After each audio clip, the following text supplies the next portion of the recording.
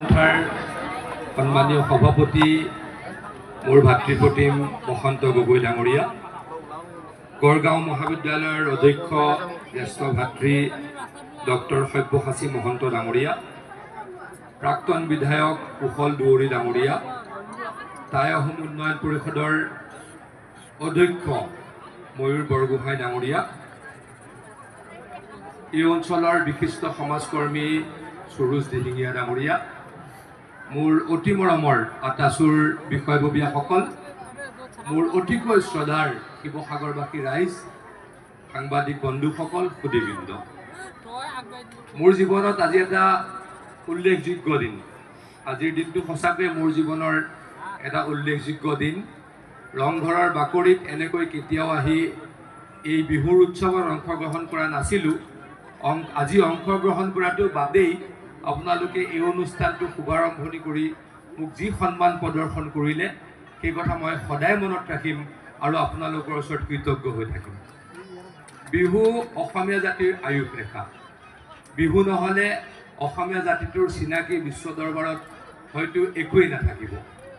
এটা কথা আমি সকলোৱে জানো যে ভাৰতবৰ্ষৰ অন্য জাতি জনগোষ্ঠীতকৈ, অন্য ৰাজ্যতকৈ অসমৰ যি সাতামপুৰুষীয়া কৃষ্টি সংস্কৃতি, এয়া অতি সুদৃঢ় আৰু এয়া অতি গৌৰৱান্বিত।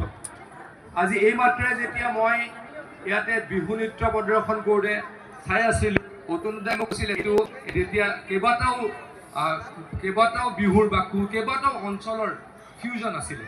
মোক অতনুদাই কৈছিল জাগিৰোড আৰু মৰিগাঁৱৰ এটা এইখিনি সময়ত, যিখিনি সময়ত সেই বিহু নৃত্যটো চলি আছিল। কিন্তু আমাৰ প্ৰত্যেকটো অঞ্চলৰে, অসমৰ ইমূৰৰ পৰা সিমূৰলৈকে প্ৰত্যেকটো অঞ্চলৰে নিজা নিজা কৃষ্টি আছে, সংস্কৃতি আছে, আৰু সেই কৃষ্টি সংস্কৃতিক লৈ আমি এটা গৌৰৱান্বিত জাতি, আমি এটা সুদৃঢ় জাতি। এনেকুৱা আমাৰ দৰে কৃষ্টি, আমাৰ দৰে সংস্কৃতি ভাৰতবৰ্ষৰ অন্য জেগাত আছেনে নাই সেয়া নিশ্চয়কৈ এটা প্ৰশ্নবোধক কথা। যি কি নহওক, এই আমাৰ কৃষ্টি সংস্কৃতিক আমি সদায় সুদৃঢ় কৰিবই লাগিব। বিহু আমাৰ কাৰণে সাহস, বিহু আমাৰ কাৰণে সম্প্ৰীতিৰ এনাজৰী।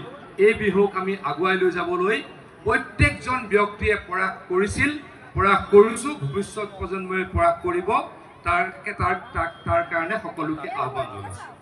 আজি এই বিহুৰ অস্তিত্ব যদি নাথাকিলে হয়, আমি সকলো ইয়াতে আহি একেলগে অংশগ্ৰহণ কৰিব নোৱাৰিলোঁ। আমাৰ আহোম ৰাজত্বৰ সময়ত সমগ্ৰ অসম জাতিক একলগ কৰিবলৈ যি প্ৰয়াস কৰা হৈছিল, সেই প্ৰয়াসৰ ফলশ্ৰুতিত পৰ্যায়ক্ৰমে বিহু আহি এই ৰংঘৰত প্ৰতিস্থাপিত হৈছিল। গতিকে আমি এই আহোম ৰাজত্বৰ যিসকল বীৰ আছিল, যিসকল ৰজা আছিল, প্ৰত্যেকজন ব্যক্তিক আমি গভীৰ শ্ৰদ্ধা নিবেদন কৰিছোঁ আৰু তেখেতলোকে বিলাই যোৱা শান্তি, সম্প্ৰীতি আৰু এনাজৰী আমি সকলোৱে বৰ্তাই ৰাখিম বুলি আমি এই মুহূৰ্তত কি ল'ব লাগিব, পল ল'ব লাগিব। তাৰ কাৰণে মই সকলোকে আহ্বান জনাইছোঁ, অনুৰোধ জনাইছোঁ। আমাৰ এই অসমীয়া নৱবৰ্ষ সকলোৰে কাৰণে সুখৰ হওক। অসমীয়া নৱবৰ্ষটোত অসম আৰু আগুৱাই যাওক, তাৰ কাৰণে আমি কামনা কৰিম। এই ৰংঘৰ বাকৰিখন আৰু উন্নত হওক, তাৰ কাৰণে আমি কামনা কৰিম। ৰংঘৰ, তলাতল ঘৰ, জয়সাগৰ, এই সকলোবোৰ অসমৰ গৌৰৱ, অসমৰ ঐতিহ্যপূৰ্ণ ইতিহাস আৰু অসমৰ অভিমান, অসমৰ গৌৰৱ। গতিকে এই অভিমানক আমি কেতিয়াও কোনোৱে অলপ সময়ৰ কাৰণেও অসন্মান কৰাটো অসম্ভৱ। আমি আৰু সন্মান কৰিম আৰু আমি একতাৰ এনাজৰীডাল আৰু শক্তিশালী কৰিম। যি আহোম ৰাজত্বই আমাক শিকাইছিল সেই কথা সকলো অসমীয়াই আৰু আগুৱাই লৈ যাবলৈকে চেষ্টা কৰিম। এই পণ আজি আমি নিশ্চয়কৈ ল'ব লাগিব। তাৰ কাৰণে সকলোকে মই আহ্বান জনাইছোঁ, অনুৰোধ জনাইছোঁ। বিহুৰ বতৰ, মই ৰাজনীতিবিদ, তথাপিতো মাতাৰ কাৰণে আহিছোঁ। বেছি দীঘলীয়া ভাষণ দিলে সকলোৱে বেয়া পাব।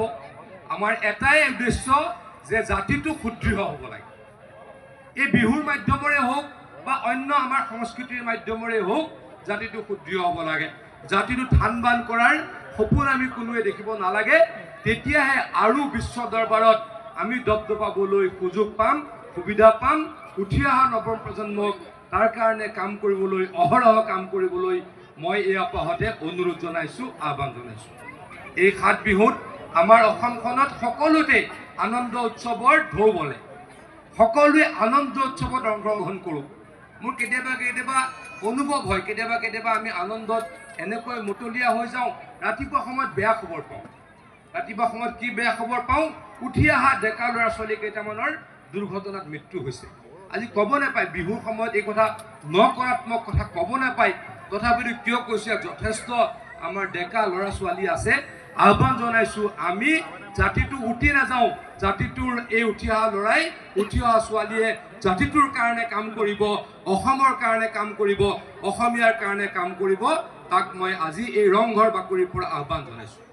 আতাচুৱে এই সমগ্ৰ অঞ্চলটোৰ উন্নয়নৰ কাৰণে কাম কৰে, এই সমগ্ৰ অঞ্চলটোৰ একতাৰ কাৰণে কাম কৰে।